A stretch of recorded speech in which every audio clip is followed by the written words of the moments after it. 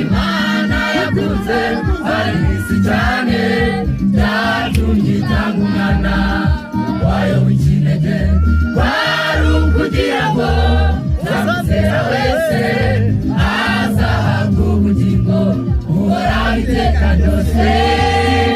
Mana we uhoraho iteka ryose.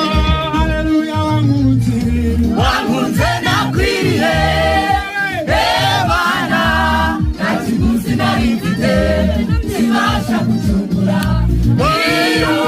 zibitamo cyangwa intumba zinungura nabyo njyewe nari mfite.